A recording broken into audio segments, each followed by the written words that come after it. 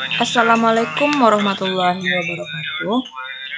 Saya Fatih Septianada, NIM 1816030010. Di video kali ini, saya akan membahas tentang aspek manajemen dan organisasi, yaitu untuk memenuhi tugas perkuliahan dengan mata kuliah studi kelayakan bisnis. Langsung saja ke pembahasan yang pertama, yaitu pengertian aspek manajemen. Aspek manajemen adalah suatu proses kegiatan pengelolaan dalam sebuah perusahaan dengan menerapkan fungsi perencanaan, pengorganisasian, pelaksanaan, dan pengawasan dalam memanfaatkan sumber daya yang ada secara optimal untuk mencapai tujuan yang telah ditetapkan. Di dalam aspek manajemen terdapat 4 fungsi-fungsi manajemen. Yang pertama yaitu perencanaan atau planning. Adalah proses untuk menentukan kemana dan bagaimana suatu usaha akan dijalankan atau dimulai untuk mencapai suatu tujuan yang telah ditetapkan.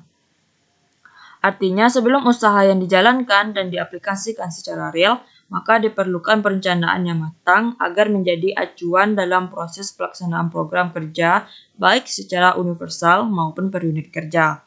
Yang kedua yaitu pengorganisasian atau organizing.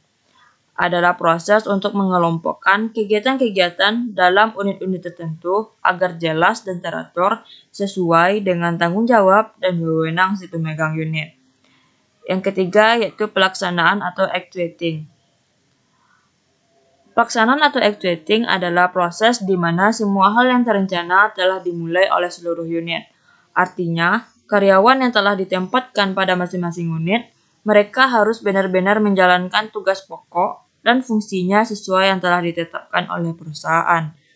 Yang keempat yaitu pengawasan atau controlling.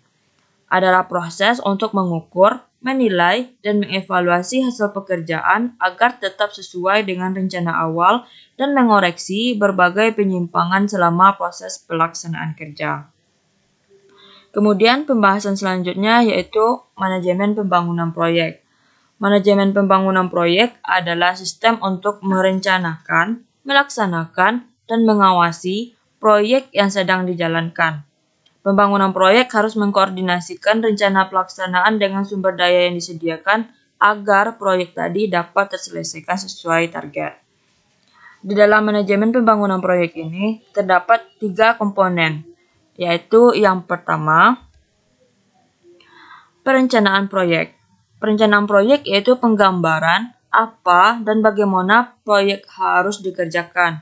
Hal itu meliputi jenis pekerjaan, waktu penyelesaian, tenaga pelaksana, peralatan, dan juga anggaran. Yang kedua yaitu penjadwalan proyek.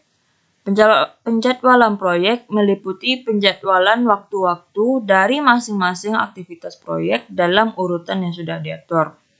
Dan yang ketiga yaitu pengawasan proyek adalah satu hal yang tak boleh disepelekan dalam pembangunan proyek demi kesesuaian proyek dengan target yang telah ditetapkan. Kemudian, pembahasan selanjutnya yaitu manajemen sumber daya manusia.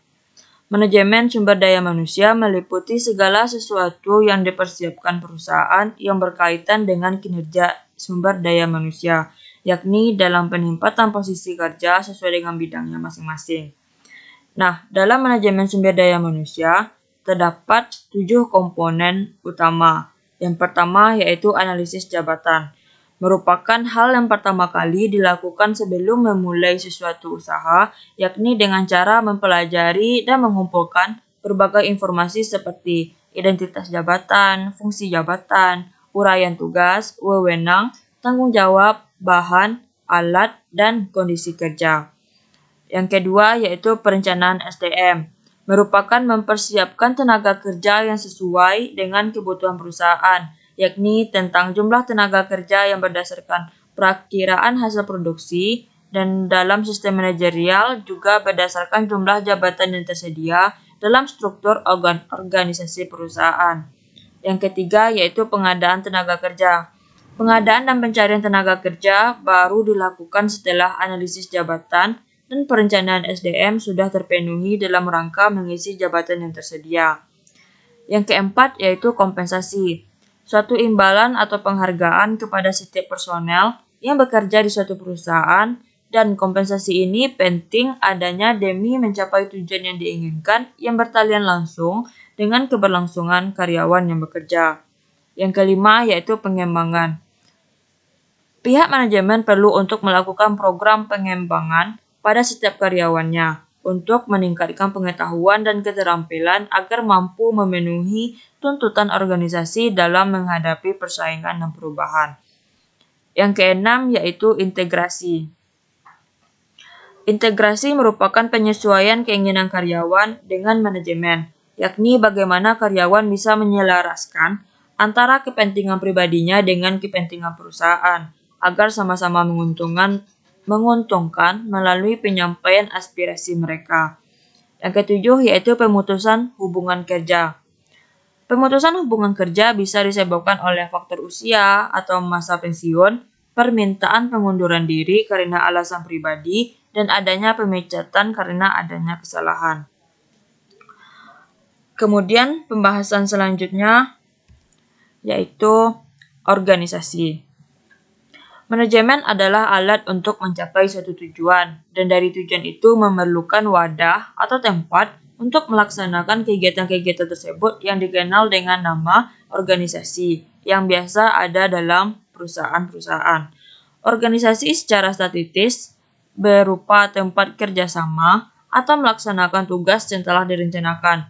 Organisasi secara dinamis berupa proses kerjasama antara tujuan yang telah dirancang. Sedangkan organisasi formal menurut klasik adalah organisasi yang telah terencana di bawah satu kekuasaan atau pimpinan yang memiliki satu tujuan. Organisasi formal ini merupakan organisasi yang dengan sengaja direncanakan dan strukturnya secara tegas dan tersusun. Kemudian pembahasan yang terakhir adalah bentuk-bentuk organisasi. Bentuk-bentuk dari organisasi tentu harus disesuaikan dengan bidang usahanya dan juga disesuaikan dengan kebutuhan. Di sini ada 3 jenis bentuk organisasi. Yang pertama yaitu bentuk organisasi yang ditinjau dari jumlah pimpinan puncak. Yang dibedakan lagi menjadi 2, yaitu organisasi yang memiliki pimpinan puncak 1 orang. Nah, contohnya di sini yaitu pimpinan perusahaan perseorangan. Yang kedua yaitu organisasi yang mempunyai pimpinan puncak lebih dari 1 orang. Contohnya yaitu pimpinan di perusahaan terbatas atau firma.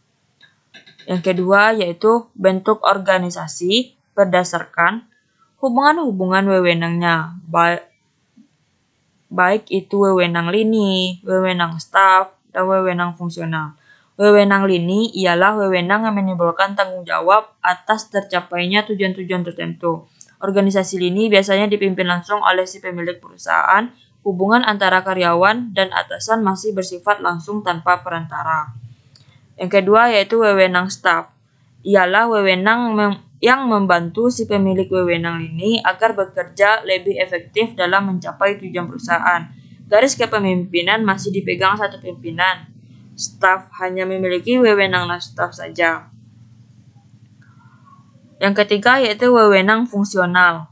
Ialah wewenang yang diberikan kepada seseorang atau departemen agar dapat mengambil keputusan tentang hal-hal yang ada di departemen yang lain. Organisasi fungsional biasanya membagi tugas secara tegas dan dapat dibedakan bahwa bawahan akan menerima perintah dari beberapa atasan. Selanjutnya yaitu yang ketiga yaitu organisasi gabungan. Organisasi gabungan ini terdiri dari lini, staf, dan fungsional yang diterapkan pada organisasi besar dan kompleks. Pada tingkat Dewan Direksi atau Board of Director diterapkan tipe organisasi kru dan staf, sedangkan Mada-Madya diterapkan tipe organisasi fungsional. Oke, cukup sekian yang dapat saya sampaikan pada video kali ini. Kurang dan lebihnya saya mohon maaf. Assalamualaikum warahmatullahi wabarakatuh.